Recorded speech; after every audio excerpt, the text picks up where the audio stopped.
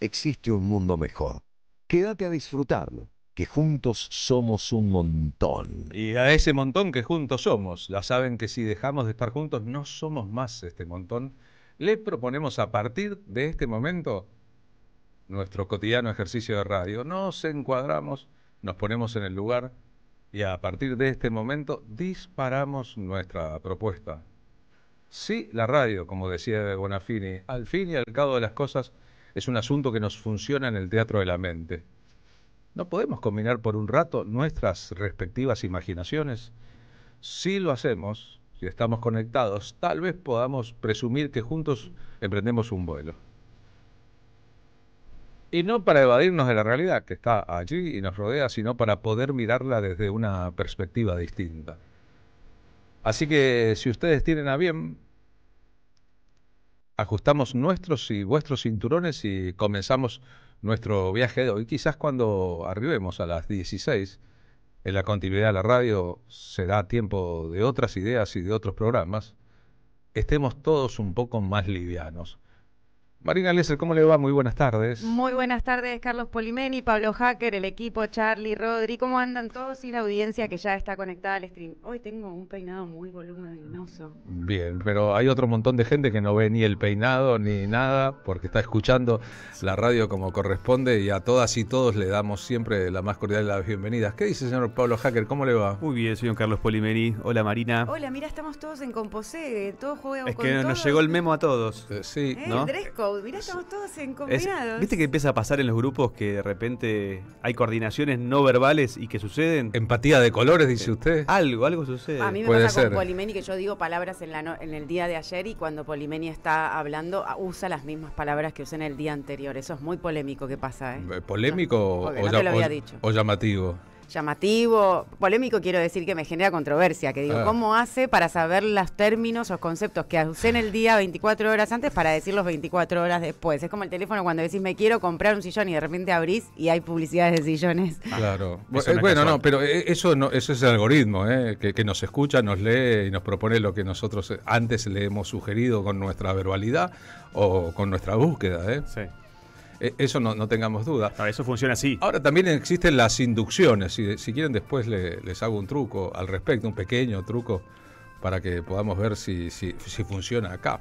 Pero eso más adelante en el programa porque ahora me tendría que levantar y buscar. Con ganas. Para eso, claro, y con intriga más que con ganas. intriga. ¿Va a hacer un truco de magia, señor Carlos Polimeni? Un truco de inducción. No es magia, es más que nada inducción. Espérenme. Soy más de la deducción, ¿no? Porque esto que te digo que Polimeni usa los conceptos o los términos que uso es algo deductivo. Mantengan y él la va a hacer bandera algo inductivo. Mantengan la bandera en alto un poquito. Esperen que voy a buscar una Por herramienta. suerte, nosotros todavía, Hacker, Sí. somos de ese costal Sí. humano Sí. que le gusta asociar y persona que está asociando está pensando. Porque hay Sí. una cantidad de seres hoy un poco digitalizados por la unidad modular que es lo que llevamos. El celularcito. Sí, esta compulsión, lo que Máquina genera del compulsión. demonio, pues. Claro, no, que te invita a no tener un razonamiento Totalmente. asociativo, ¿no? El algoritmo lo hace por vos, suprime tu capacidad analítica de asociación. Y te hace entonces, individual consumidor. Claro, y poco pensante. Exacto. Hay que rescatar a la gente que se ha vaciado en el contenido y en el fundamento Mirá, para sí. que pueda tener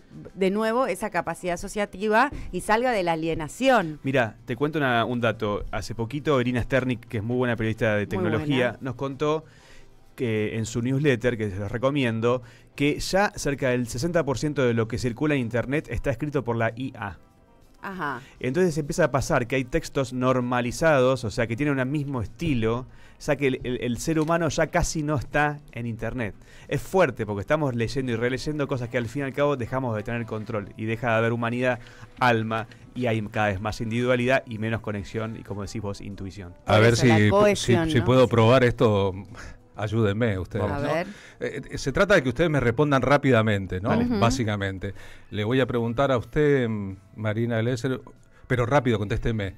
Por favor, rápido. Un país que empiece con D, pero rápido. Dinamarca. Fenómeno. Un animal, le pregunto a Pablo Hacker, Sí. rápido, que empiece con J. Jirafa. Un otro. Jabalí. Fenómeno. Un oficio. ¿Con qué letra? Un oficio. No, ¿con qué letra? Un oficio. Carpintería. Bueno, carpintero, dijo usted. Un color. Rojo. Un color. Azul. Fenómeno. Miren las respuestas que ustedes dieron. Las escribí antes. Dinamarca, No. jabalí, carpintero y azul. Para mostrarlo acá porque hacer Claro, una prueba. eso, o sea, yo sé cómo hiciste eso. Yo tenía un tío científico y es la intersubjetividad, lo que usaste, Carlos, para descubrir que habíamos dicho lo que la cámara está tomando ahora. Carlos ya sabía que íbamos a decir Dinamarca, que íbamos a decir jabalí, que íbamos a decir carpintero y azul. Y además campeona del Tutti Frutti soy, por lo cual... Bueno, eso. pero lo que debe decirse al respecto. Países con D hay otros, Dubái, por ejemplo. Sí. Animales con J hay otros. Usted dijo primero, en primera instancia, jirafa. Jirafa. Oficios hay docenas. Por ejemplo, plomero, Sí, pero zapatero, José era periodista. carpintero. albañil, pero José era carpintero, periodista podría ser. Y colores hay 1000. Pero el azul es un color... Estamos nosotros vestidos de azul. A lo mejor eso indujo Y el unicornio es azul. la respuesta. Bueno, ya Y ven la que estrella es azul. No, pero igual me entonces, quedé Y pasmado. adentro de la panza es azul, por violáceo, por favor, no púrpura, repitan violeta. no repitan este No, truco. llego y se lo hago a mis chicos en la noche. Sí, vamos bueno. a hacérselo a los chicos a la noche. Yo tenía un tío Obvio. científico, Eduardo, que tenía miles de estas. Si quieren impresionar, bueno, pero una vez estuvo en un espectáculo, cuando el Estado organizaba espectáculos gratuitos, de un mago científico, cuando en la ciudad de Buenos Aires Adrián Paenza había propuesto a un gobierno que no era los gobiernos de derecha, bueno, trabajemos sobre el polo de la ciencia y había un polo científico y fui a un espectáculo de magia científica, es decir, lo que parece magia ciencia. Es categoría de probabilidades. Acá Claro. también juegan las probabilidades, pero, por ejemplo, en carpintero hay un misterio. Porque de todos los oficios posibles, la ¿Será por- primera respuesta que surge a presión es carpintero. ¿Será por Jesús, por Jesucristo? Bueno, es lo que dijo, José era carpintero, pero ¿y los judíos y los ateos y los musulmanes? No, pero mirá, suelen contestar más o menos lo mismo. Claro. No, pero estamos en una mesa de madera. La madera es un elemento primario. Bien, tenemos un presidente igual, de madera, un Tenemos- elemento primario, qué sé yo. Hoy que estaba cursando en la facultad y Es- trajeron la película de Truffaut, El niño salvaje, ese, sí. ¿no? Y me hacía acordar un poco al presidente si no se habrá criado ajeno a un contexto de posibilidad. Qué linda visión esa del niño salvaje. Es una buena forma de describirlo. ¿eh? Sí, o la herida de la niñez que no está resuelta y entonces impulsa a las personas cuando son grandes a discutir más de lo que deberían y a no retirarse nunca de las discusiones. Genera enfermedad renal eso, así que hay que tener cuidado con los enojos que no se tratan en la infancia. Más o menos así. Nosotros ya verán que podemos hacer trucos y podemos hacer magia, nunca es magia, siempre tiene una explicación, pero al mismo tiempo llevamos en alto la bandera de nuestra propia identidad que tiene que ver con una agenda propia. Hoy es jueves, es un día valiente en la Argentina, al menos desde 1977, después de que termine nuestro programa, o nosotros terminaremos nuestro programa para que ello se produzca, las madres de Plaza de Mayo marchando nuevamente. Y atenidos a la agenda propia, hoy vamos a hacer un recuerdo. Con Bebe Ponti esta semana recordamos que tal vez el hombre que mejor expresó la música popular vinculada a la calidad literaria en un género lleno de grandes escritores fue Homero Mansi. Homero Mansi nació el 1 de noviembre de 1907 en Ayatuya, en Santiago del Estero. Si empezamos a escuchar su obra, encontraremos que fue el tipo que convirtió en verdad aquella idea de que había que escribir letras para la gente y no escribir para la gente de letras.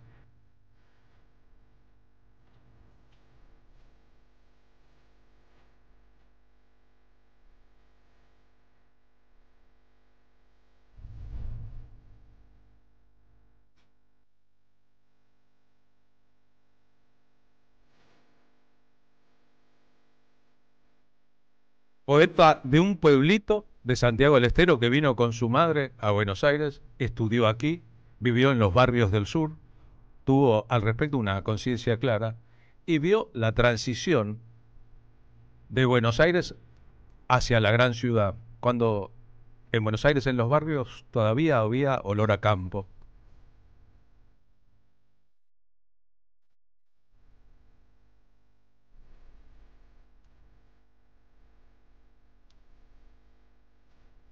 Si Ernesto Sábato afirmó alguna vez que hay textos de la historia del tango que envidiarían los poetas del medioevo español, los de su siglo de oro, hay que decir que Horacio Molina cantando a Homero Mansi nos da de pensar un montón. Más allá de los tópicos del tango, Pero resulta que cuando nos encontramos con Homero Mansi, nos encontramos con un poeta descomunal de la historia del tango, con un pionero de la lucha por los derechos de autor en Sadaic, con el hombre que presentó a Evita y Juan Domingo Perón, con un representante de el pensamiento irigoyenista que desembarcó en el peronismo, con un director de cine y guionista de películas, y con un personaje irrepetible de la noche profunda y la bohemia porteña. Tal vez con Nelly Omar, o a pesar de Nelly Omar, protagonizó y escribió al respecto una de las más tórridas historias de amor de la historia argentina.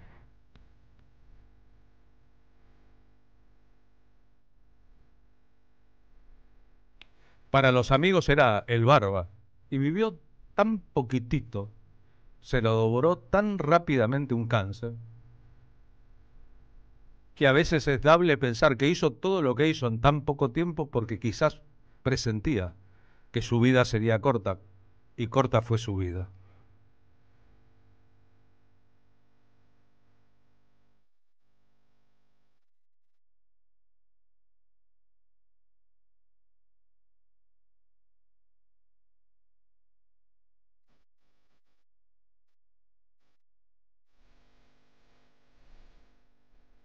Hay que decir que si compuso Sur, con ello merecería un monumento. La síntesis, la calidad, la vanguardia. Sur, coma, paredón y después Sur, una luz de almacén.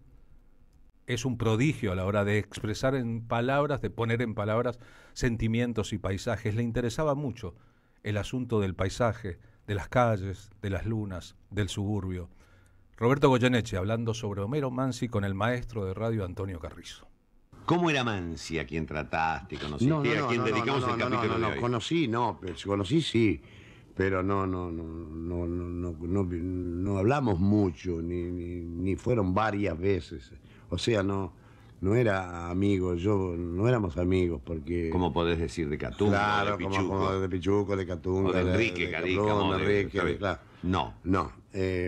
Entonces Homero una vez me dijo que, por ejemplo, si vos salís a la calle, a la puerta de tu casa a la noche y ves la luna frente a vos, Sí. esa es una luna. Pero si vos vivís en una calle transversal, la luna la tenés que mirar a tu izquierda o a tu derecha. Entonces es otra luna. Entonces son las calles y las lunas suburbanas. Claro. Son diferentes. Claro, son otras lunas. Lindo, ¿eh? Y qué lindo.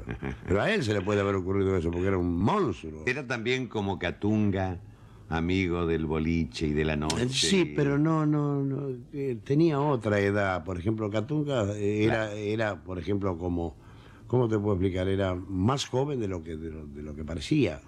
O sea, Claro, no era edad de documento, sino que era Claro. edad de estilo de vida. claro, por supuesto. Mansi parecía más serio y más viejo. Claro, inclusive los lugares que frecuentaba Mansi, por ejemplo, eran boliches de mucha categoría. Y no paraba se puede decir porque no es grosería, en borracherías. Porque Catunga, en borrachería que había, este se me escapó como grela y se paraba y se tomaba 3.000 whisky por día se tomaba. Y Homero Homero se no- tomaría 3.000, pero nadie se daba cuenta, ¿sabes? Así que con Homero mucho no te diste. No me di porque las edades eran distintas. Entonces los lugares que él frecuentaba no podía frecuentarlos yo. Además se te murió rápido, porque en el momento que vos empezaste tu carrera, al poco tiempo ya muere Mansi. claro. Entonces vos no podías No haber tuve estado. tiempo. No tuviste tiempo. Si no hubiera sido seguramente, Pues, amigo Homero. pienso que sí. ¿Qué es lo que me pasó a mí? Yo llegué y a Mansi lo vi 2 o 3 veces, habré hablado 2 o 3 veces, pero se murió. Ah, Mansi se murió. Yo, tanto es así que anuncié Responso yo. El estreno de Responso de Radio del Mundo lo anuncié yo, lo presenté yo, el tango. ¿Comprendés? Se murió. Entonces uno no lo pudo tratar. Aquí está, Goyeneche cantando Mansi.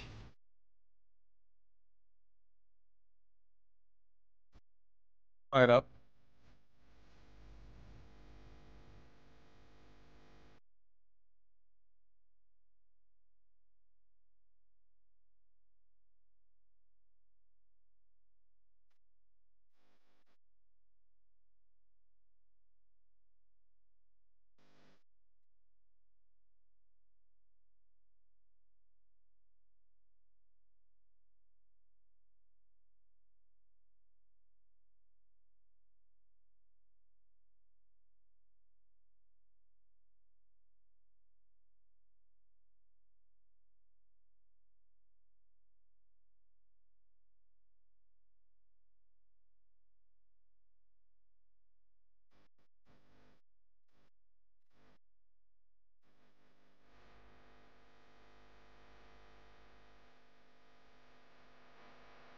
Esta con Esteban Morgado en la guitarra y Antonio Agri en un violín extraordinario es una de las últimas grabaciones del polaco Goyeneche.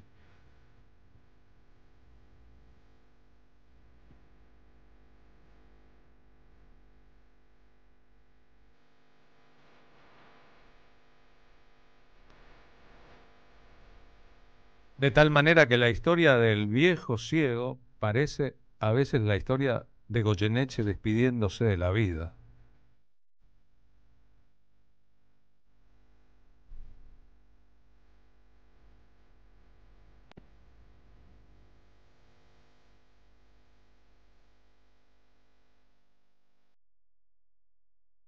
Pasamos a la historia de la dupla Mansi-Troilo. Mansi-Troilo es como Lennon y McCartney en la historia de la música del mundo.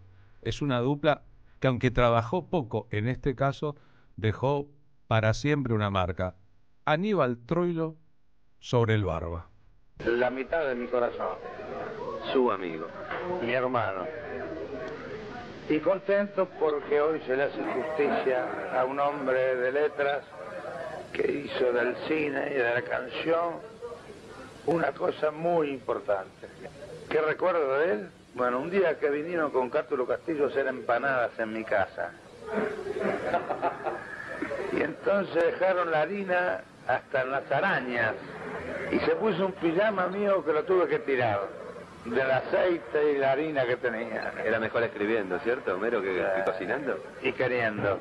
¿Tenía un corazón así tan grandote como el suyo, por ejemplo? No, yo creo que me hice un poco al lado de él. La gran versión inicial de Sur por Edmundo Rivero. Roberto Goyeneche tardó como 30 años en poder cantar el Sur porque siempre que se la pedían decían, no, ese tema es Rivero.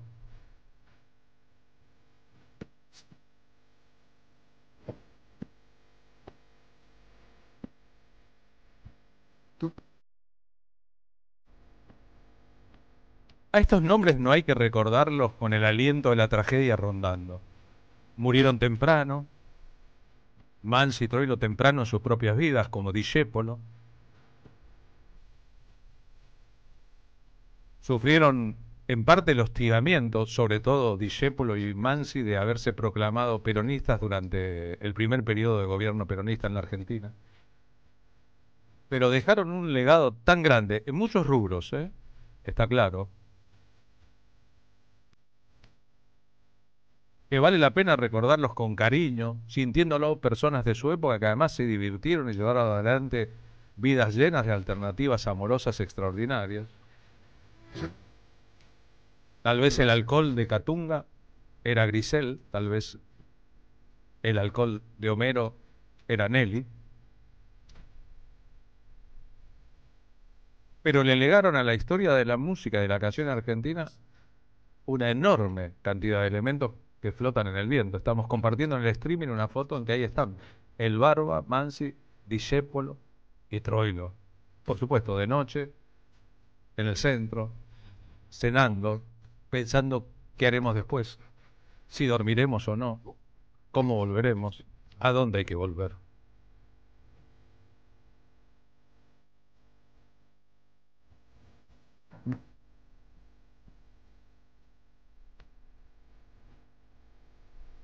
Cuando decimos Nelly Omar, la gran cantora nacional que vivió más de 100 años y que fue protagonista de un pedazo de la vida de Homero Mansi, decimos que, incluso a su pesar, incluso sin haberlo querido del todo, fue la musa que inspiró un repertorio vastísimo del Barba. Que cuando estaba bien escribía para ella, aunque lo disimulaba, tangos como Malena.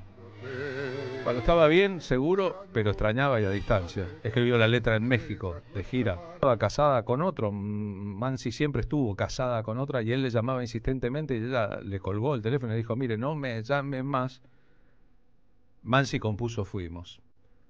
Nelly Omar cantó Fuimos. Es una grabación de radio.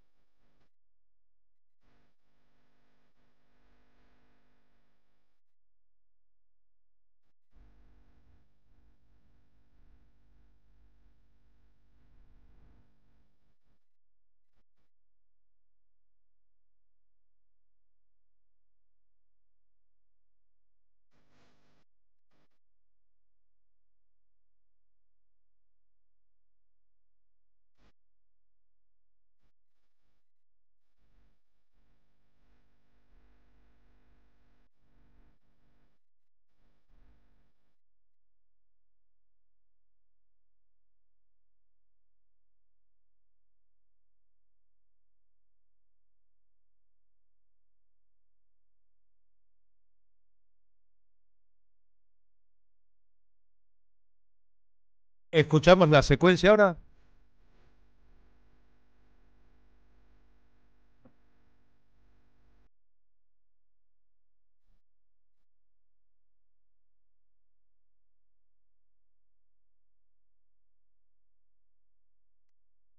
Extraordinaria forma de expresar ese sentimiento. Nelly Omar, en el programa de televisión que conducía en su momento Jorge Cosia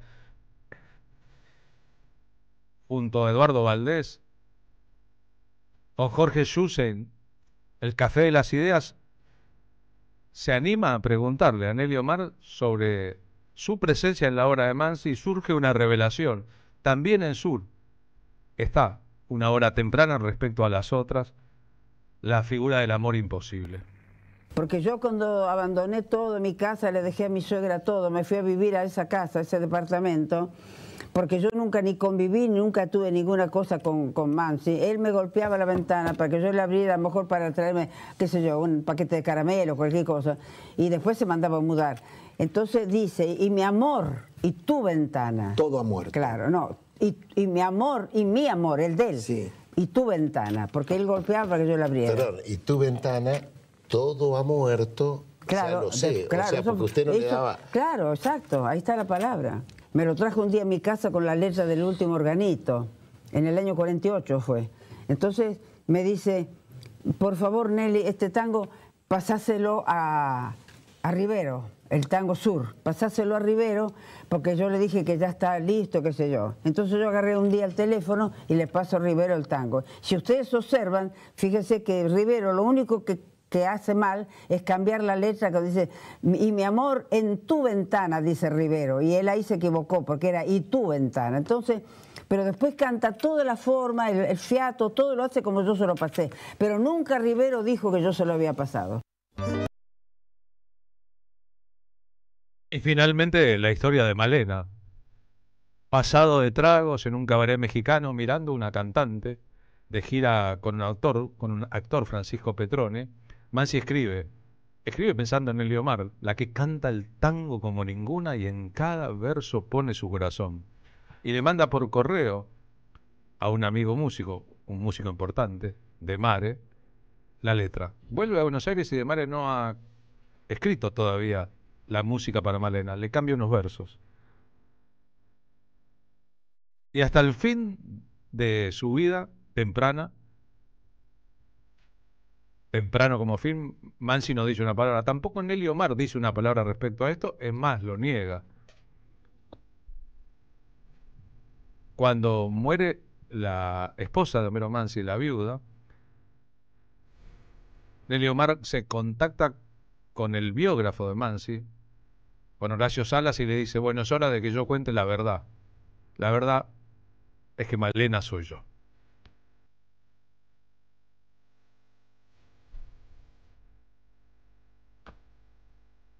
Esta es la versión de la enorme Lidia Borda.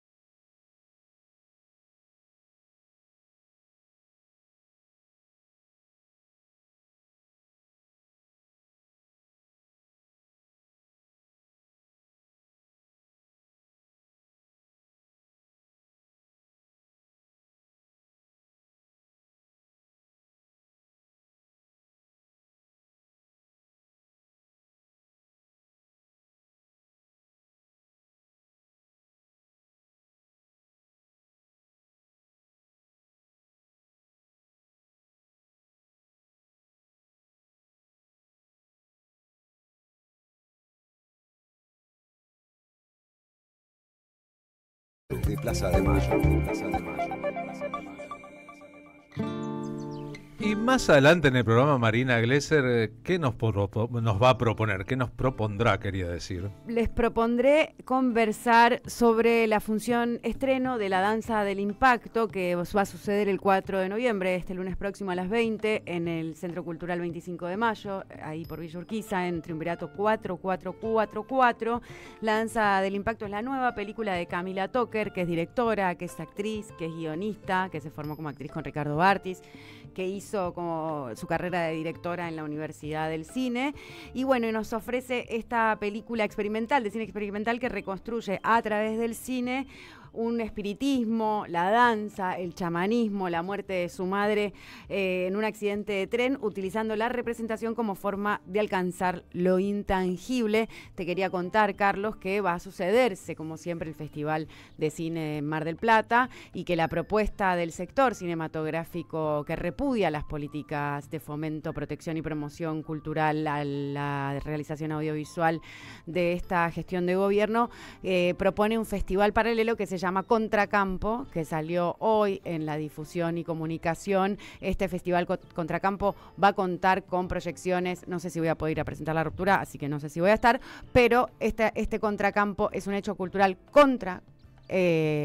cultural a lo que viene siendo el Festival de Mar del Plata en sus más de 30 y pico de ediciones que tuvo a lo largo de la historia de nuestro país y de nuestro cine, y viene a proponer Contracampo una rebelión o un acto de protesta contra Pirovano y Leandro Cifeli, que realmente lo que están haciendo con nuestra producción y bueno, esto que te decía, fomento, protección, promoción, a partir de las malas políticas de Mauricio Macri y la continuidad de Alberto Fernández, de la disolución y del derrumbe, ¿no?, de nuestro sistema productivo de realización audiovisual. Por lo cual, los invito a todos a buscar la palabra Contracampo y van a encontrar el precioso afiche que toda la comunidad y colectivo de cineastas y varias agrupaciones y asociaciones del cine argentino proponen. Seguramente Camila Toker también nos va a hablar de eso, porque ella también está muy inmiscuida, ha hecho muchas películas, es emergente del nuevo cine argentino, así que Camila Toker sabe.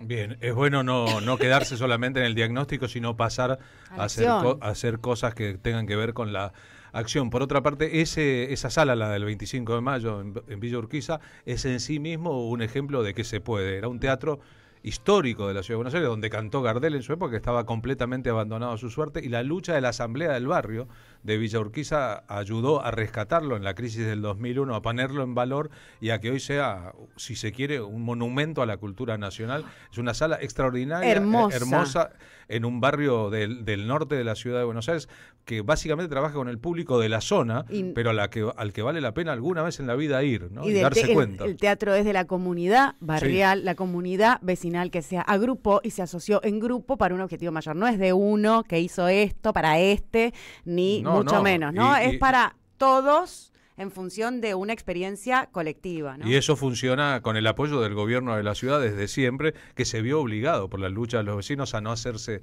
el oso, ¿no? En aquel gobierno era el gobierno de Aníbal Ibarra, era distinto de otros gobiernos, pero el apoyo al teatro, como el apoyo a otros teatros estatales en la ciudad de Buenos Aires, continúa con reducciones, qué sé yo, pero continúa mientras el topo que está en el Estado quiere destruir el resto de los organismos. En su caso, más adelante... Bueno, en nuestro caso vamos a hablar de la crisis en la petroquímica Río Tercero. Ustedes saben que desde el 14 de octubre se despidió a 250 trabajadores de la industria del químico. Vamos a hablar con dos de sus representantes, Lucas Felici y Gabriel Cuaino. Lo que sucedió ahí es un calco de lo que pasó en los 90. Esa fábrica produce muchas cosas, entre otras cosas un pegamento muy importante para los colchones. ¿Qué pasó? Se empezó a importar. Se abrió la importación de eso y entonces esta empresa no pudo ya competir más y despidió a 250 personas. Hay un acampe, hay una lucha, los trabajadores van a estar en Buenos Aires, esto es en Córdoba, van a estar en Buenos Aires la semana que viene para, hacer visible este tema. Y bueno, nos van a contar cómo sigue el plan de lucha, y yo voy a tratar de unir puntos en esto que hablamos del puntillismo y hacer líneas de trazado entre lo que sucedió hace no tanto tiempo y lo que está volviendo a suceder en Argentina con Milei. Bien, ¿cuántas veces ya pasó, no? ¿Cuántas veces nos tuvimos que recuperar? Qué triste que esté ocurriendo una vez más. En el móvil 1 de la M530, calles de la Ciudad de Buenos Aires, en el Jueves Valiente, Martín Suárez. ¿Cómo va, Martín? Buenas tardes. Carlos, querido, hermoso jueves aquí en la ciudad de Buenos Aires. Estamos en la legislatura porteña porque durante esta jornada cientos de enfermeras y enfermeros se movilizaron hacia este lugar para exigirle a los legisladores del macrismo que habilite la discusión de un proyecto unificado que los reconoce como profesionales de la salud.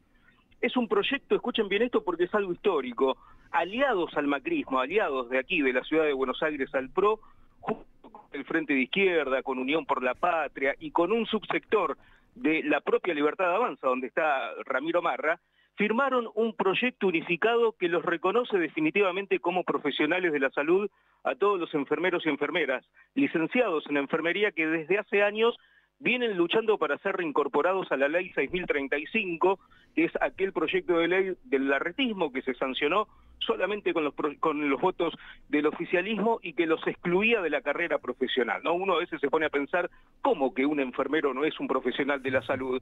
No, señora, acá en la ciudad de Buenos Aires un enfermero no es reconocido como profesional de la salud. Tiene salarios de personal administrativo, es decir, de aquel que atiende el teléfono, de aquel que imprime una hoja, de aquel que recibe a la gente, pero no es reconocido como un profesional de la salud. Bueno, hablamos por este tema con Cristian Acosta, que es el secretario general del Sindicato de Trabajadores de Enfermería, el CITRE, que dijo que el macrismo insiste con tratar un proyecto propio que mantiene el sector de la enfermería totalmente precarizado. Del Gaillo, el presidente de la Comisión de Salud, por un lado se compromete a llamar a la Comisión de Salud, pero por el otro también anuncia que el Ejecutivo está presentando un nuevo proyecto de ley propio para la enfermería, donde claramente no propone la inclusión en la carrera, sino mantenernos cautivos en la carrera administrativa, con un nuevo esquema, como lo que ya venía ofreciendo. Hizo 2 carreras paralelas en estos 6 años y esta sería la tercera. Y lo único que ofrece son algunos mejoramientos salariales y cuestiones de capacitación, pero nos mantiene con el mismo régimen horario, sin las horas de capacitación al servicio, por debajo del valor del ingreso a la carrera, y un montón de cosas que dejan afuera. Pero principalmente nos condicionan el pase a la carrera y nos mantienen en una estructura que no es la que corresponde. Estamos planteando en los espacios de representación de la enfermería el rechazo absoluto a este proyecto, y que se trate directamente de la inclusión en la carrera. Y que si quieren ese proyecto, que lo sostengan sin los licenciados. 12.000 o 14.000 enfermeros licenciados en enfermería hay aquí en la ciudad de Buenos Aires que son reconocidos como profesionales de la salud. A mí me cuesta creerlo todavía, Carlos. Hace 6 años que ocurre esto, que un tipo que mete las manos en el lodo, que está al lado de las personas con algún tipo de enfermedad, que los cuida las 24 horas, que le cura las heridas, que hace todo lo posible para que esa persona siga con vida, no es reconocido como un profesional de la salud. Creo que en este mundo distópico que hoy estamos viviendo a nivel nacional, también se vive en este distrito y me parece que cada vez va a ser peor si no se le pone un tope, ¿no? Lo dijiste de mejor manera imposible. Gracias, Martín. A vos, Carlos, hasta luego. Para cualquiera que ha tenido una experiencia clínica o ha tenido familiares con experiencias clínicas, se sabe que la presencia del enfermero es una presencia tan vital como la del médico o más, porque el médico diagnostica, hace lo suyo y se va, y el enfermero convive con el paciente, los enfermeros y enfermeras, casi todo el tiempo. El sábado pasado, en la ciudad de Mendoza, donde estuve, participé de la grabación de un capítulo de una serie sobre Charly García que hace un equipo local liderado por Iñaki Rojas. Ya hizo otras series, por ejemplo, sobre clics modernos, son 5 capítulos. Este capítulo está basado en el libro que yo escribí el día que Charly saltó. Lo grabamos en el Hotel Aconcagua. Mejor locación imposible, ¿no? La novedad es que la suite desde la que Charly saltó, en el 8º piso del hotel, la pilota está en el 2º, ha sido privatizada. Es decir, los dueños del hotel la vendieron a alguien que quiso comprar esa suite. No se sabe si es un fanático de Charly o si es una persona que no tenía la menor idea y le gustó la idea. Mirando de vuelta, a 24 años de distancia, el lugar donde estuve aquel día en que Charly saltó, el hotel ha sido reformado. Es más escalofriante que nunca. las características del vuelo de Charlie hasta quedar arriba de la pileta, esos 3 metros hacia adelante que saltó antes de caer en una pileta que estaba semi vacía. En esta canción es que Charlie dice que de chiquito fue aviador, pero ahora es un enfermero.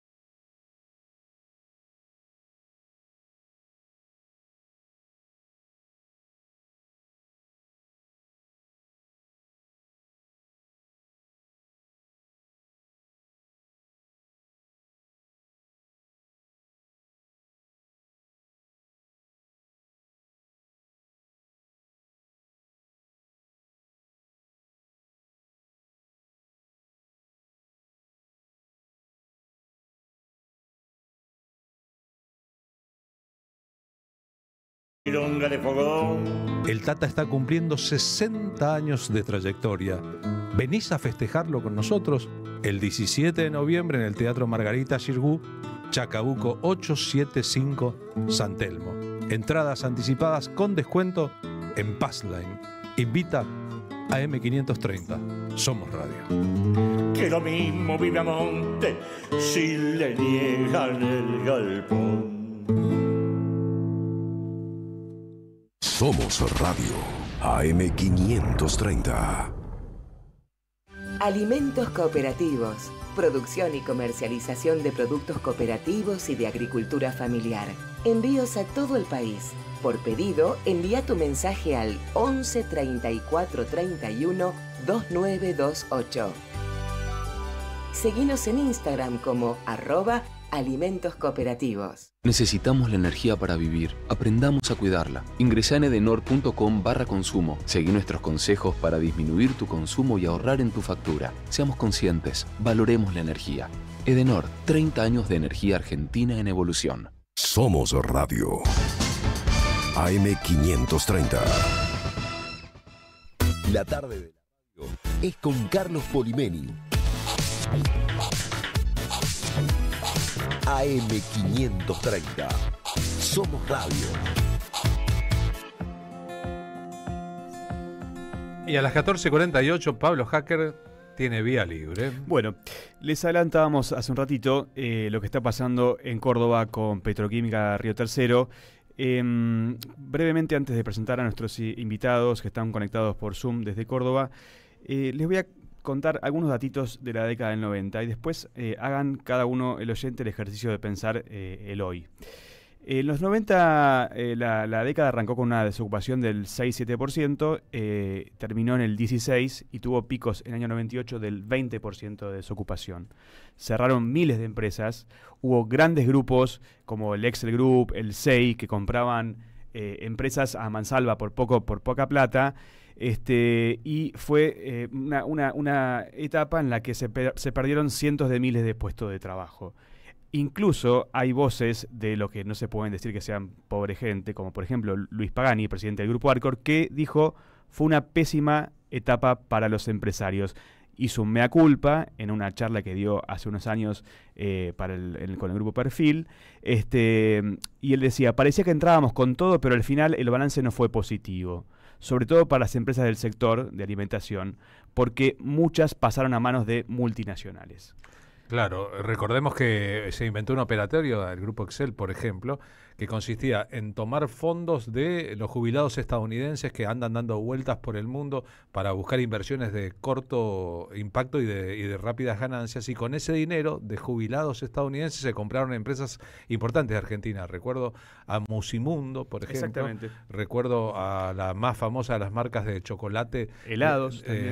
Claro, la marca Fredo Helados, claro. A los alfajores Habana. Exacto. Todas esas empresas fueron compradas por un fondo fiduciario de capitales estadounidenses de jubilados. Entonces lo que hicieron es comprar empresas prestigiosas, bajar la calidad de todos los productos de esas empresas, maximizar las ganancias y después salir y dejarlas en estado temblequeando. Musimundo nunca más fue Musimundo, Habana nunca más fue Habana, y Fredo nunca más fue Fredo. Y recuerda el DM2. La gente compraba cuando viajaba o importaba sin problemas. El correlato en Argentina era la pérdida de laburo, la pérdida del cierre de empresas, la pérdida de trabajo.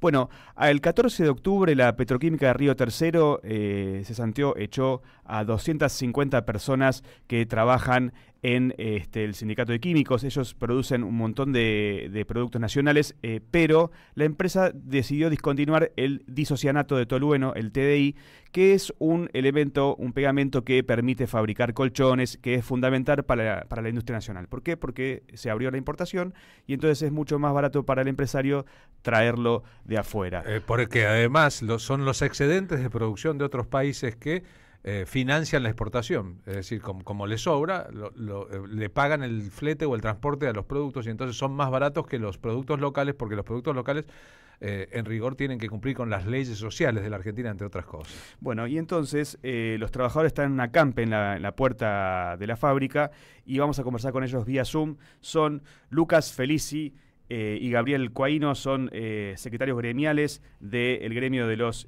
químicos en Córdoba. Hola Lucas, hola Gabriel, acá Pablo, Carlos y Marina de la radio AM530 de Las Madres desde Buenos Aires, los saludamos. Hola, ¿cómo te va? Buenas tardes, muchas gracias por el espacio. Bueno, compañeros, queríamos preguntarle un poco cómo es la situación. Cuéntenos en dónde están en este momento. Nosotros en este momento estamos en el camino interfábrica, en la entrada a todas las fábricas, como recién decían ustedes, acampando hace 23 días después de que la empresa decidiera, como también contaban ustedes, que muy en el estilo época o década del 90, que le era más redituable importar que producir. Así que bueno, a eso se está dedicando ahora, en lugar de producir TDI, a importarlo y revenderlos a los clientes que ya tenían. ¿Qué es el TDI? Contame un poquito, ¿lo dije bien? El TDI es una de las materias base, digamos, para materia prima para hacer los colchones, para hacer también los torpedos de los autos, asientos de los autos, aislantes en las paredes. Es uno de los productos que se utiliza.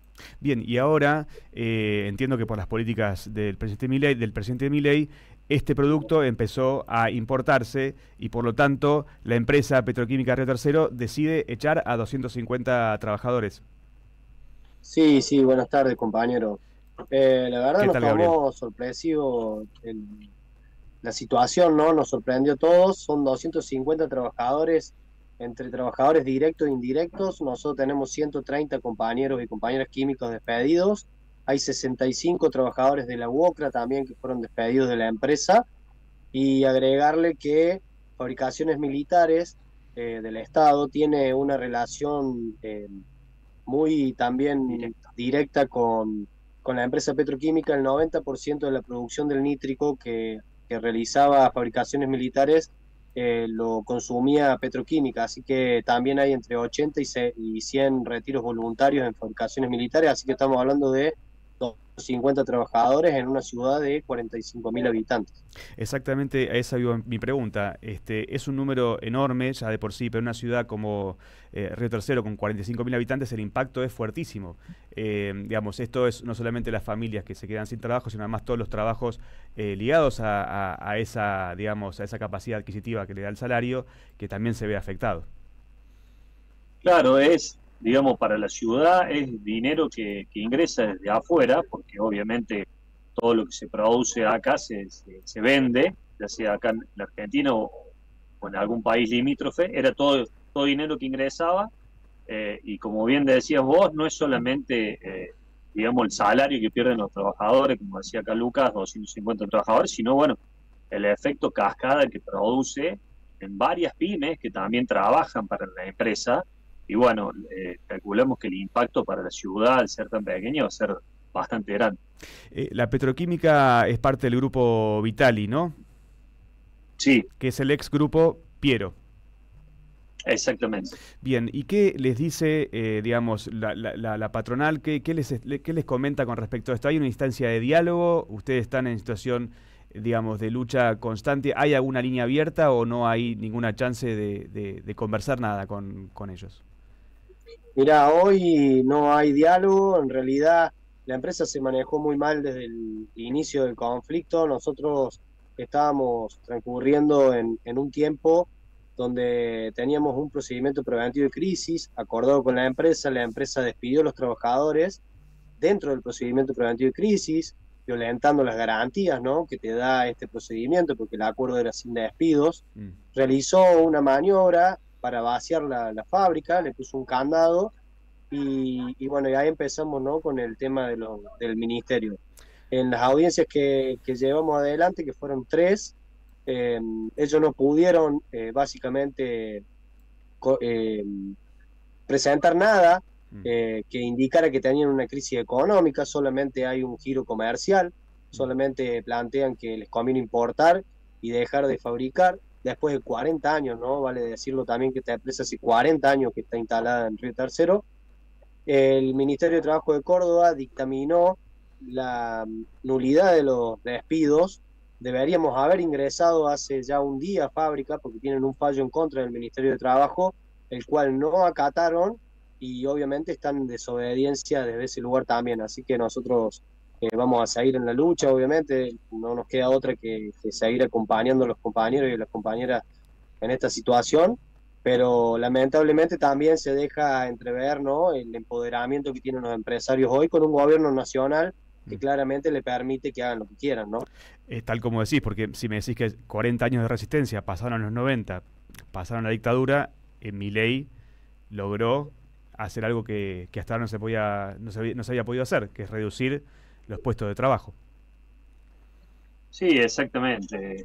Y en muy poquito tiempo, ¿no? Tengamos en cuenta que no hace ni un año que está este gobierno, bueno, y ya estamos en esta situación.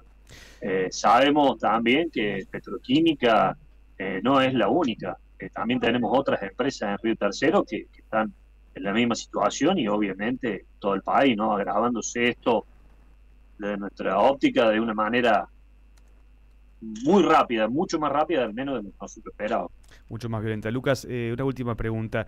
La semana que viene, tengo entendido, viajan para Buenos Aires, van a tener reuniones en el Congreso. ¿Cuál es la idea? ¿Cómo sigue el plan de lucha, teniendo en cuenta que la empresa no acata lo que dice la justicia? Bueno, nosotros en realidad sí estamos programando distintas reuniones con políticos, ¿no? Y también con medios de comunicación para visibilizar este problema que es del interior, pero que es tremendamente grave.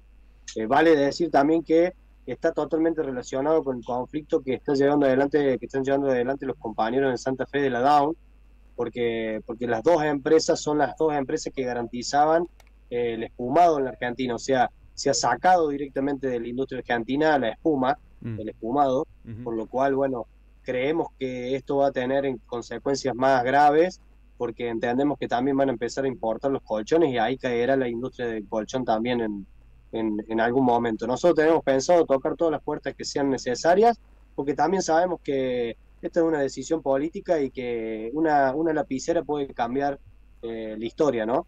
Así que nosotros vamos a luchar por nuestras familias, por nuestros hijos, nuestras hijas, porque la verdad que no nos queda otra y no hay laburo y no hay posibilidades tampoco, así que estamos muy firmes para tocar todas las puertas que sean necesarias y llevar adelante todas las acciones que sean necesarias también. Bien, Gabriel, Lucas, muchas gracias, y cuando estén por Buenos Aires ya sabemos que nos vamos a encontrar para seguir conversando. Gracias por esta comunicación, mucha fuerza.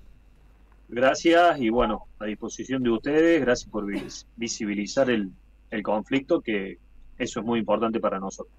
Un abrazo.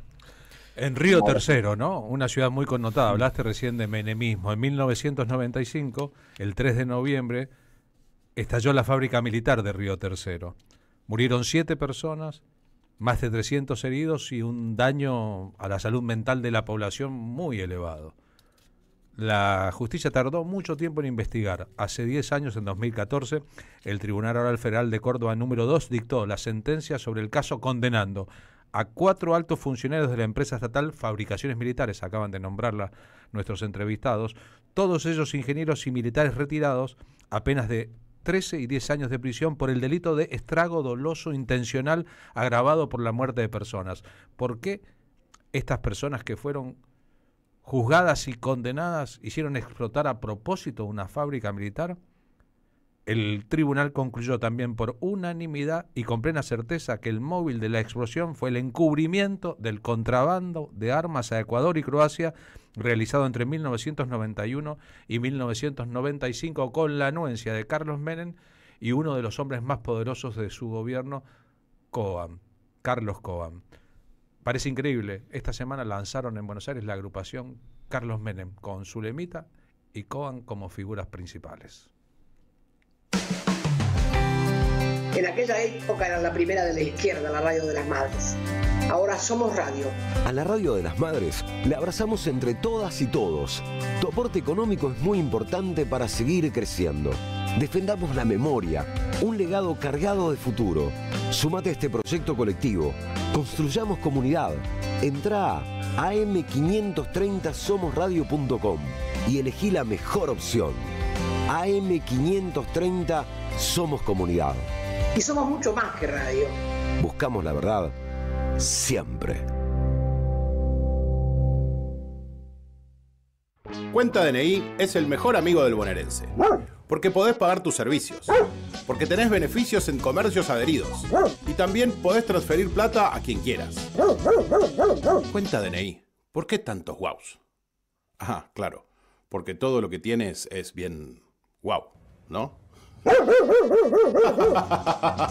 No entiendo nada de lo que dices, Cuenta DNI, pero estoy totalmente de acuerdo.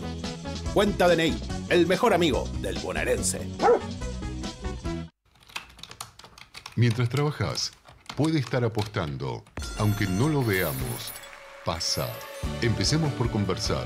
0800-222-5462. Municipio de Morón, Corazón del Oeste. Este programa lo auspicia Huawei, desde hace más de 20 años impulsando el desarrollo de las telecomunicaciones en Argentina. Seguí a la Cámara de Diputados de la Provincia de Buenos Aires a través de sus redes sociales y entérate de todas las actividades legislativas en Instagram y Facebook como @diputadosBA y en Twitter como HCDiputadosBA. La realidad puede verse desde un micrófono. Los sábados a las 9, AM530 convoca a una mañana sin diarios. Ahora desde el Pulqui Bar. Amado Vudú, Artemio López, Natalia Salvo y Rinconet arrancan el fin de semana sin marearse con las portadas de papel. Sin diarios. Los esperamos los sábados a las 9 en el Pulqui Bar, Avenida Entre Ríos 484. AM530. Construimos comunidad. Buscamos la verdad siempre. Café Bantú. Máquinas expendedoras de oficina y también el mejor café para tu casa. Teléfonos 4304-3927 y www.cafebantú.com.ar. Atención, atención, tenemos que prevenir el dengue. Lava, tirar y girar. En la provincia de Buenos Aires la prevención es todo el año. Ingresá a gba.gov.ar/dengue y conoce más. Gobierno de la provincia de Buenos Aires. AM530. Somos Radio.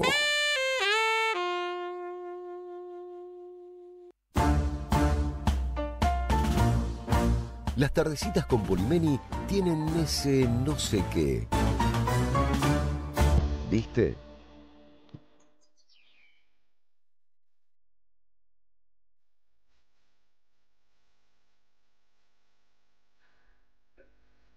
La semana pasada se produjo un hecho que no dejó de impresionarme. Venía caminando hacia la radio pensando en Vicente Lema. El viernes haría un espectáculo en Mendoza e incluiría un diálogo con él durante la pandemia. Vicente Lema ya no está entre nosotros. Fue un gigantesco poeta y un enorme periodista. El primer director de la Universidad de Madres de Plaza de Mayo, entre muchas otras cosas, en su larguísima vida. Y cuando llegué a la radio y estábamos en la antesala del programa, una persona preguntó por mí. Esa persona se llama Regine Bergmeijer, nació en lo que hoy es Países Bajos y es la viuda de Vicente Lema, para dejarme en la mano un libro póstumo.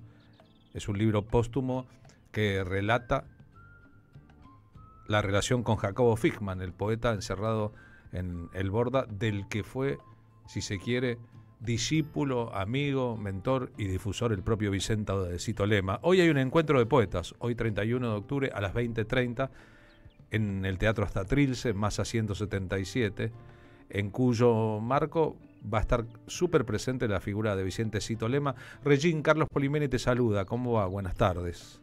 ¿Qué tal, Carlos? ¿Cómo estás? Muchas gracias por invitarme para hacer esta nota. No hay por qué. La memoria de Vicente y tu propia memoria ampliamente lo merecen, porque está muy presente Vicente Lema en nosotros y en muchísima otra gente. ¿De dónde salió la idea de publicar una novela póstuma de Vicente? Bueno, porque Vicente lo escribió en los últimos años de su vida y siempre fue la idea de publicarlo. Lo que pasa es que Vicente se enfermó y lamentablemente no pudo ver el libro, digamos, nacer, pero la idea era siempre. Y Vicente es una historia, la de encuentro con él y Fichmann, es una historia muy vieja ya, digamos, que no es la palabra persiguió, pero lo llevó con él toda la vida. Y el libro, al final, como la historia, con Vicente tenía como 30 años más o menos, pero lo termina de escribir el libro cuando ya Vicente es grande. En realidad el libro es un gran diálogo entre un poeta viejo y un poeta joven. Obviamente primero es como el poeta joven es Vicente y el poeta viejo es Jacobo Fickman, pero en el curso del libro te vas a dar cuenta que de repente el poeta viejo en realidad es Vicente hablando. Es verdad, lo estoy leyendo y es impresionante esa duplicación de roles en todo caso, o esa forma en que Vicente encontró cómo narrar también la locura o lo que otros llamaron locura. Estamos compartiendo el flyer de la portada del libro. El libro se llama Fuegos Mentales. Respecto a lo de hoy, Regín, ¿va a haber una puesta en escena, una obra de teatro a partir de esto? Mira, la obra de teatro se hizo antes de la salida del libro porque actores y la directora de la obra, que se llama Ana Giovino, siempre quería mucho la poesía y tomó la poesía de Vicente y la poesía de Fickman e hicieron esta obra. Vicente, incluso la última salida de Vicente, ya estando muy enfermo, fue al estreno de esta obra. Lo vio, lo conoció y incluso al terminar la obra habló un poquito, pero habló y bueno, el libro entonces no tiene relación directa con la obra, no es que la obra está dentro del libro, son dos cosas diferentes. Pero bueno, como queremos festejar la salida del libro, nos pareció muy lindo de hacerlo en el marco de esta obra, que tiene que ver con la historia de Fickman. Es bueno saberlo. ¿Y vos cómo estás, Regín? Yo estoy bien, estoy obviamente muy ocupada todavía con toda la obra de Vicente, porque te cuento que este es un libro póstumo, pero todavía faltan 1, 2, en realidad 3 libros por publicar, así que tengo tareas. Te dejó un legado importante. Sí. Bueno, nos interesaba mucho difundir lo que está pasando, porque además hay un libro nuevo de Vicente y va a ser seguramente para mucha gente muy interesante leerlo. Para mí lo está haciendo. Hay hoy un encuentro de poetas, una apuesta teatral en su homenaje, y nosotros lo vamos a escuchar ahora diciéndose a sí mismo en su poema Desaparecidos, junto al violinista, al grupo El Violinista del Amor, la orquesta Volátil. Te mando un abrazo y muchísimas gracias por la gentileza de haber venido hasta la radio. Carlos, sí. Yo había prometido 2 entradas para rifar. Ahora las sortearemos entre los oyentes. Muy bien, bueno, avísame después. Gracias. Muchas gracias por haber venido hasta la radio con el libro. Perdón por haberte atendido tan brevemente, estamos por empezar el programa y infinitas gracias por la dedicatoria también. No, por favor, gracias a vos y a ustedes. ¿Qué hiciste con el amor mientras el otro sufría? Vicente Cito Lema comienza la búsqueda de Jacobo Fickman. No sabe si está vivo o muerto. Quizás se encuentra en un hospicio. La voz de estos inmensos poetas se buscan y encuentran en otra realidad. Una caja de cartón es transformada en un espectáculo que cruza el teatro, la poesía, la memoria, la música. Sus vidas enlazadas en la palabra que es alma y fuego de todo lo que vivo y poesía nos vuelve tan humanos que es un soplo de poesía. Escribe Cito Lema en su poema Valió la pena. Esta es la descripción de la obra de teatro que va a representarse esta noche. Vicente va al rescate de Jacobo. Su búsqueda se convierte en un periplo heroico para encontrar la voz y la figura del poeta. O más o menos así. El poeta, diciéndose desaparecido, suena así en la radio.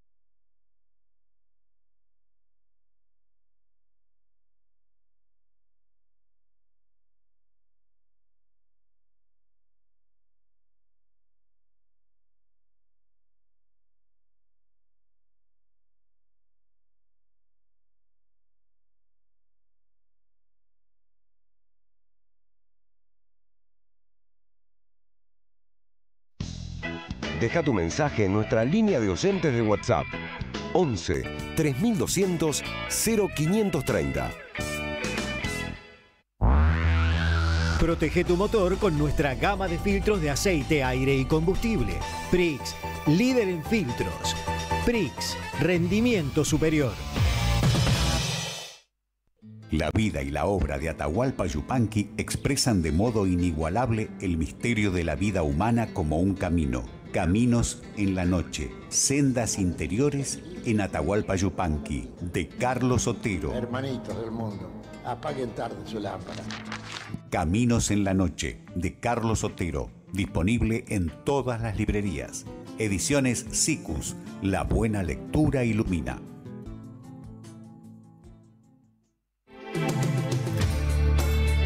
Llega la noche y AM530 enciende las luces para no perderse en el camino. A las 20, Sandra Russo exprime la actualidad argentina y ofrece Jugo de Limón. Información y reflexión para ir cerrando el día. Cuando el reloj empieza a dar las últimas vueltas, Camilo García no pierde la calma. A las 22, minutos contados. La mejor manera de bajarle la persiana a la jornada. Todo está en AM530. Somos radio. Buscamos la verdad siempre. Auspiciaron la tarde con Carlos Polimeni. Atención, atención, tenemos que prevenir el dengue. Tapa, lava, tirar y girar. En la provincia de Buenos Aires la prevención es todo el año. Ingresa a gba.gov.ar/dengue y conoce más. Gobierno de la provincia de Buenos Aires. La Municipalidad de Pehuajó sigue inaugurando obras en 2023. Cierre del primer basural a cielo abierto de la provincia de Buenos Aires. Nuevo complejo ambiental. Jardín 919. Centro de Atención Temprana Dr. Ferreira. Complejo cultural. Nueva guardia del hospital. Más de nuevas 200 viviendas. Pehuajó. Gestión Pablo Javier Zurro. El destino de tus vacaciones está en Turismo Cabal. Viví los momentos que querés, con viajes armados a tu medida, con las mejores ofertas y los paquetes que buscas, con más de 35 años de experiencia. Entra en www.turismocabal.com.ar y encontrá las vacaciones que necesitas. Turismo Cabal, seguridad en viajes. Destinada a la cartera de consumo. Más información en www.turismocabal.tour.ar.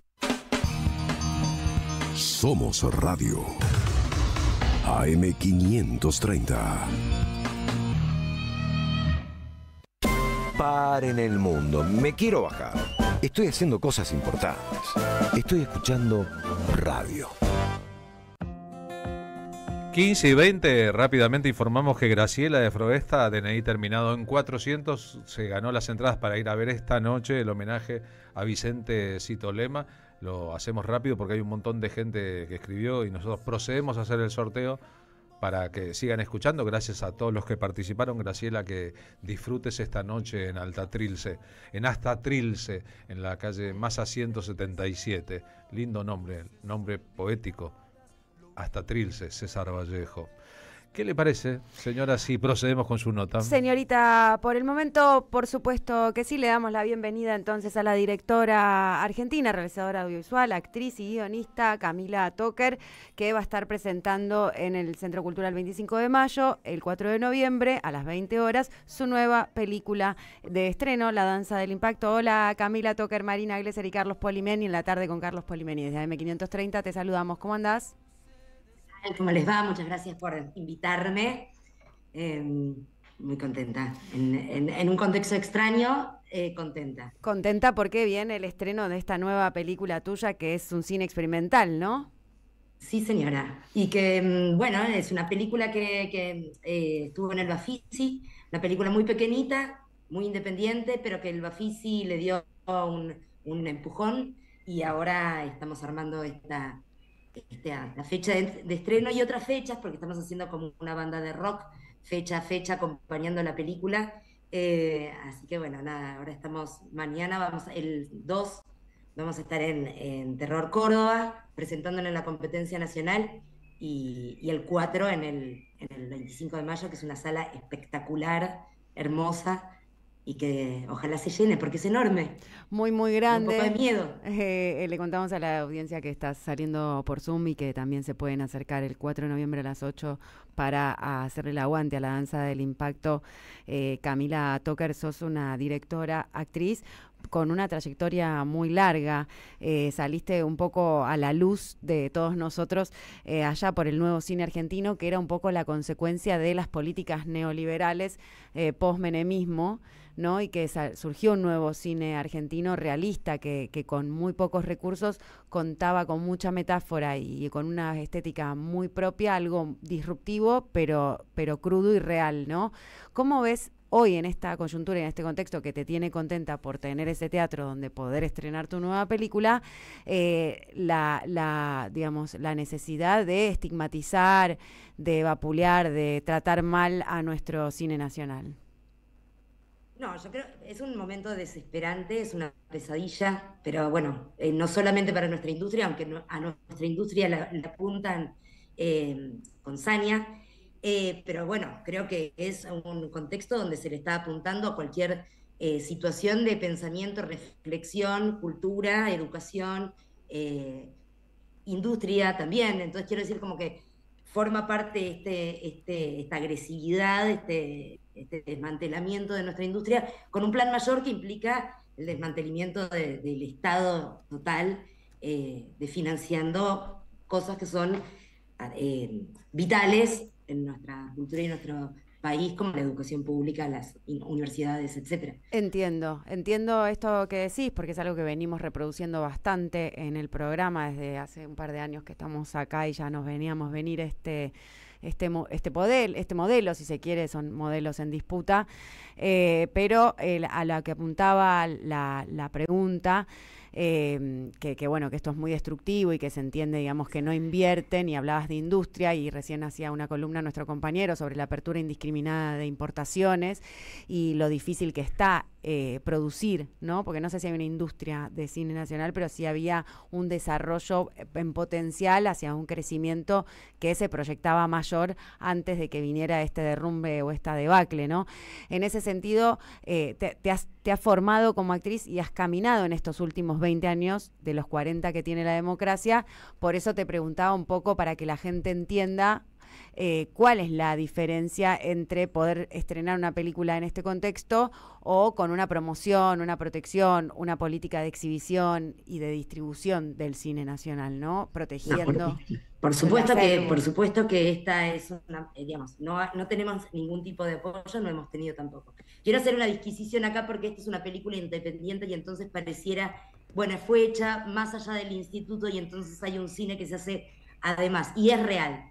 Eso no quita ni perturba el otro tema en cuestión, que es los subsidios y el aporte y el apoyo del Estado en la producción cultural. Y si bien nuestra industria como industria no es una industria gigante ni nada, sí hay condiciones de industria necesarias y con las que hemos avanzado y hemos crecido, y el cine nacional en estos últimos 20 años creció y tuvo proyección mundial gracias a estar apoyado por el Instituto Nacional, que además es la primera instancia incluso para tener una coproducción, incluso si uno quiere buscar dinero afuera.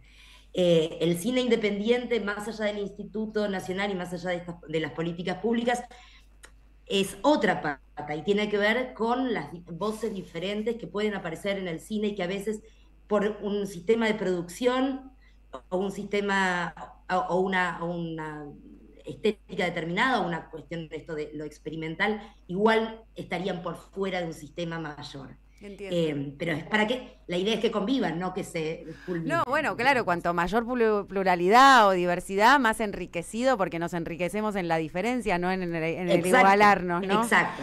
Cuando las posibilidades son cada vez más escuetas, no solamente digamos, acá tenemos las dos patas, que es la industria y lo que tiene que ver con el trabajo y la política cultural de un país, y otra parte que es la cultura como voces. Esas no se terminan, porque esas resistimos así el cine independiente como el teatro independiente, como toda producción cultural. Que esa independencia es un aporte social, porque no te reditúa, digamos, lo que me dice mi hijo, esto no me renta, no es rentable este arte que vos hacés, o sea, subsistís con esta película experimental que se llama La danza del impacto, ¿de eso vivís? No, nosotros vivimos, todos los que trabajamos en esta película, vivimos cuando hacemos otras películas para las que nos pagan dentro de un sistema laboral, con sindicatos y, digamos, una estructura diferente. Por eso hablo de las dos patas, porque me parece importante eso también. Todo tiene muchas patas. Hay una parte que tiene que ver con el trabajo y otra parte que tiene que ver con las voces. Está buenísimo. En el mejor de los casos no debieran invalidarse tampoco, ¿no? Y entonces debiera haber mucho trabajo para diferentes voces. Pero cuando la cosa se va achicando y se va pauperizando, finalmente son algunas voces, algunas estéticas, las que quedan conformes al mercado, y hay otras un montón que quedan por fuera de esos ideales de mercado. Y creo que en esta pauperización de todo, en esta idea de liquidar el Instituto Nacional, están las dos cosas. Está el amedrentamiento, por un lado, de quedarse sin trabajo, y por otro, el plan mayor que creo yo que es callar muchas voces que puedan ser disidentes. Eso, bueno, hoy son preocupantes las dos, son urgentes las dos, quiero decir, no podría poner una por encima de otra. Está muy claro lo que decís, Camila Toker. Te queremos desear lo mejor para la función del lunes 4 de noviembre a las 20 horas en el Centro Cultural 25 de Mayo, que queda en Villa Urquiza, en Avenida Triunvirato 4444. ¿Estás enterada de Contracampo, que es este festival contra Mar del Plata? Espectacular. Creo que había muchas células con ganas de hacer cosas parecidas. Por suerte esto se organizó para poder llevarlo a cabo, para hacer un contrafestival, y defender, resistir es lo que tenemos que hacer, ¿no? Es más que resistir, es pasar a la acción, ¿no? Un poco no quedarse tanto John William Cook, te voy a citar un autor peronista, decía, ¿no? Como que no hay que quedarse en la resistencia, sino que en algún momento también, frente a la embestida permanente, al aplastamiento y a esto que decías, amedrentar, disciplinar, pasar a la contraofensiva, digamos, a poder tomar algún tipo de herramienta y no solamente resistir, sino también... resistir no me refiero a aguantar, resistir no es aguantar, es juntarse, es pensar, es reflexionar y es accionar. La idea también, digamos, cuando para mí esta película, la posibilidad de hacer cine más allá de las posibilidades, también es una idea de resistir en la acción. Sí. A eso me refiero con resistir. No para que nos hagamos indolentes o para que nos abracemos a llorar juntos, sino para planificar acciones que, bueno, que no, disputen el sentido. Para sobrevivir y para modificar las cosas, finalmente. Uno quiere modificarlas cuando las ve así tan... oscuras. Sí. Bueno, tu cine transformador, La danza del impacto, espero que te vaya muy lindo, a vos y a todo el equipo que trabajó en esta peli independiente. Te mandamos un beso muy grande y te agradecemos esta comunicación con AM530. Bueno, muchísimas gracias a ustedes, espero que vengan un montón, que les guste, y viva el cine argentino y viva el Estado argentino. Gracias. Viva el cine argentino. Chao, Camila. Camila Toker. Gracias. Hace mucho tiempo la revista Cahiers du Cinéma, la revista más prestigiosa del cine europeo, le preguntó a un grupo muy grande de cineastas que explicaran por qué hacían sus películas, que explicaran por qué hacían cine. Un cineasta brasileño dio una respuesta amplia y muy poética. Adriana Calcañoto musicalizó esa respuesta. La canción se llama ¿Por qué haces películas? ¿Por qué haces cine?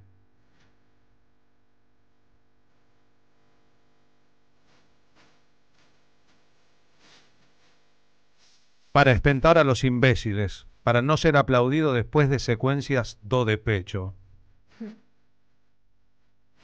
Para vivir a la vera del abismo, para correr el riesgo de ser desenmascarado por el gran público. Para que conocidos y desconocidos se deleiten. Para que los justos y los buenos ganen dinero, sobre todo yo mismo.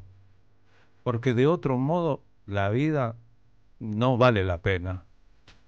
Para ver y mostrar lo nunca visto, para ver el bien, el mal, lo feo y lo bonito, porque vi Simón en el desierto, una película de Buñuel.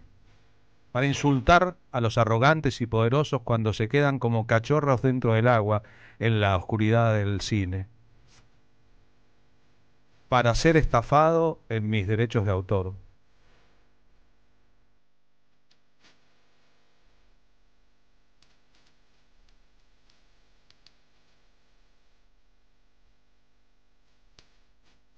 ¿Para qué hacemos cine? ¿Para qué hacemos música? ¿Para qué hacemos radio? ¿Para qué hacemos política? ¿Para qué vivimos? ¿Para qué hacemos historia? ¿Para qué narramos?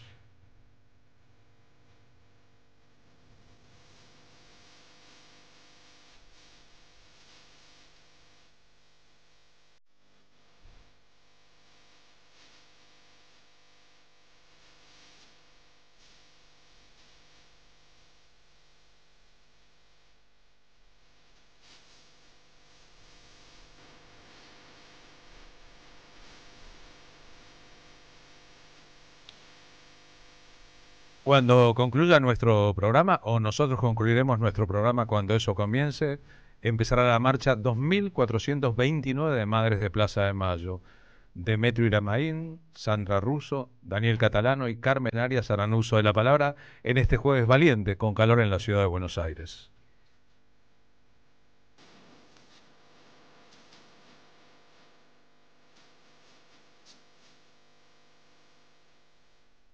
Hacemos las cosas porque debemos hacerlas a pesar de los pesares. Carlos Grande, presidente del Partido Solidario de la provincia de Buenos Aires, además de docente, nuestro columnista en El Aire Ahora. Buenas tardes, Carlos, ¿cómo va? Hola, Carlos, ¿cómo estás? Buenas tardes para vos, para nuestra audiencia. Y hoy quería hacer referencia, viste que hay una película argentina que tiene por título Cuando acecha la maldad. Sí. Yo usaría de título de nuestra columna de hoy Cuando acecha la crueldad, ¿no? Porque quiero hablar un poco del modelo del gobierno y que es una clara evidencia, ¿no? Yo creo que lo fue en la campaña y lo que se decía y hacía, que parecía que darían las chicanas de la televisión, en las chicanas de los sets de la tele y de las redes sociales. Hoy vemos cómo todo eso escala a diario y se transforma en el estilo del gobierno como política libertaria, liberal. A mí me gusta definirla como nazi-fascista, aunque no sé si las categorías son esas las exactas, pero tiene esos rasgos, para mí al menos. Pero la columna de hoy, que podría titularse emulando a esa película, La crueldad, porque el gobierno sigue anunciando despidos, suspensiones, achique de toda la práctica que hace a las cuestiones de un Estado presente, de un Estado activo. Entonces con esas prácticas elimina sectores del Estado, cierra la FIP, privatiza el Belgrano Cargas, todo esto con el argumento del déficit y que a partir de ese déficit la solución es cerrar las empresas, echar a los trabajadores y las trabajadoras. Tienen, Carlos, yo diría como una tabla de Excel donde no importa el sentido, no importa la función del Estado, ahí ellos miran solamente el último renglón.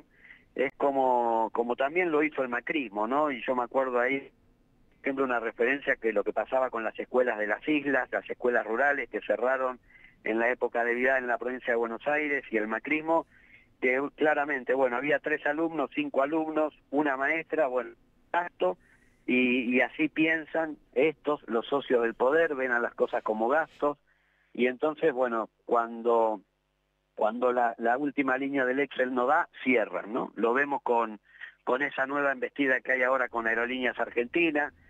Correr el estado de la vida cotidiana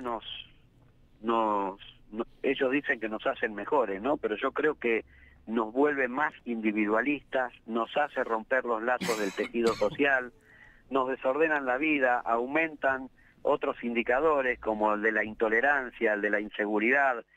Vemos las familias destruidas, lo vimos esto en las políticas del 90, porque no había trabajo, porque pueblos enteros del interior del país quedaban al desamparo por la falta de conectividad a través de la línea del ferrocarril. Decimos también que este presidente es el presidente que representa el modelo del ajuste infinito, y cierro con esta idea, ¿no? Yo creo que seguimos diciendo siempre, lo repetimos, creemos, o al menos creo que no alcanza con decirlo, pero creo que también es difícil construir una pedagogía que explique y que nuestro pueblo pueda apropiarse de esa argumentación.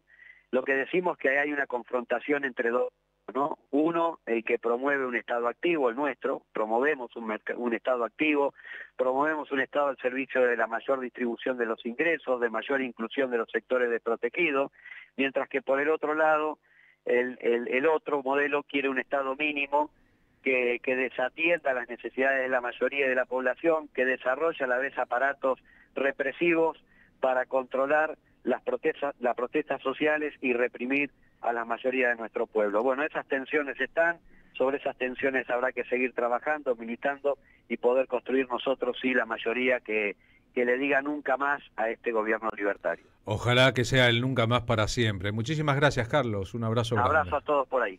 Carlos Grande, que nos ayuda a construir un pensamiento contándonos a su modo las realidades. Ya que estamos con el cine, ¿no? Y con el festival contra el Festival de Mar del Plata privatizado en su sentido, un día como hoy, partida de este mundo, don Federico Fellini, el 31 de octubre de 1993. Vio, Marina Glesser, que para algunos casos se inventa un adjetivo que tiene que ver con la obra de un autor. Esto es kafkiano. Kafkiano.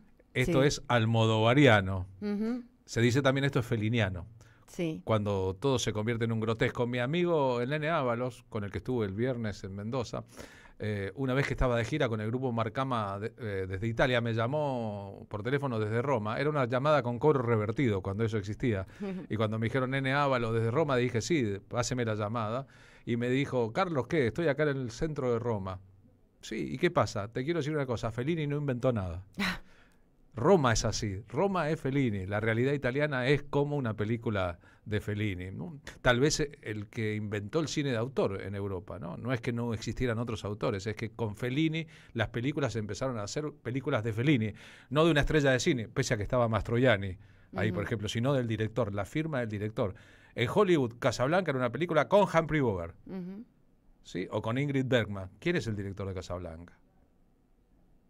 Michael Curtis se llama, pero no era lo importante eran los actores y el sello de la compañía que las producía. Los europeos produjeron una contraofensiva con las películas de Godard, las de Buñuel, las de Fellini, las de Pasolini, las de los grandes directores, o sea, el artista delante y no el negocio o la estrella de turno delante. Eso le debe el cine del mundo nada más y nada menos que a esta usina de talentos. En Argentina, Rubén Goldín le hace este homenaje al cine de Fellini. En dialecto de Rímini, el lugar donde nació Fellini, Amarcor es yo, Macor, me acuerdo, yo me acuerdo. Una película llena de los recuerdos de infancia que se convierte en una obra maestra.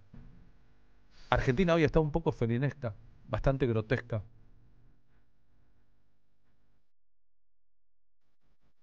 La obesidad del poder, la música de circo dándonos vuelta, el recuerdo de un pasado para nada hermoso. Pero las cámaras de nuestros ojos registrándolo todo para poder narrarlo.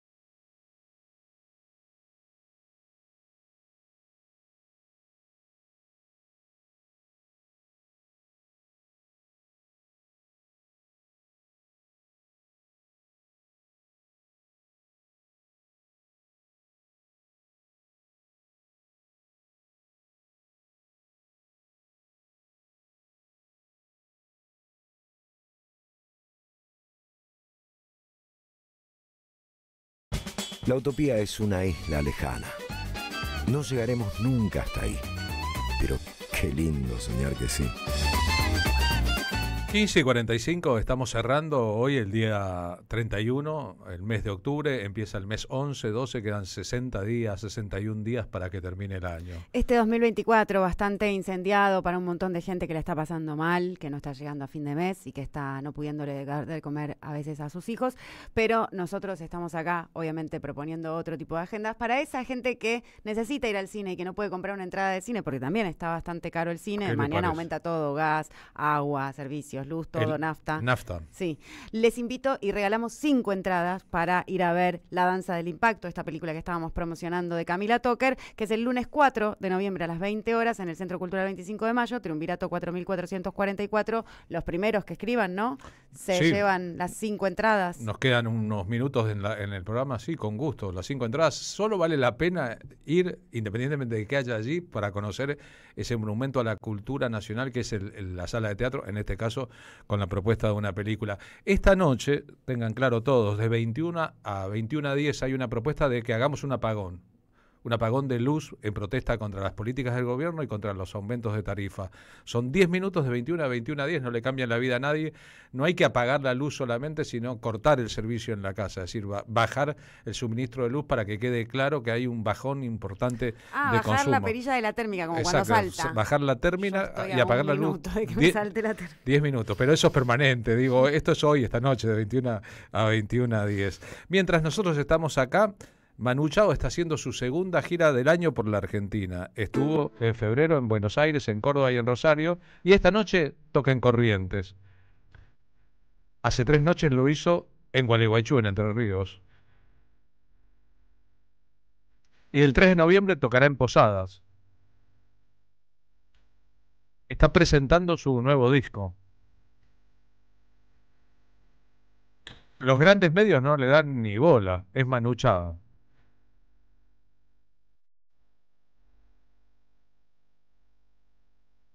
Él propone un formato ultra acústico.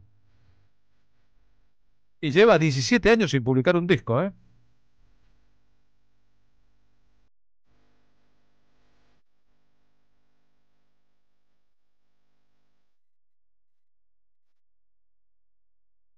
Hace mucho tiempo un diseñador propuso la idea de que más es menos y que menos es más. Manu siempre trabajó una estética por sustracción de elementos, con poquito hizo mucho.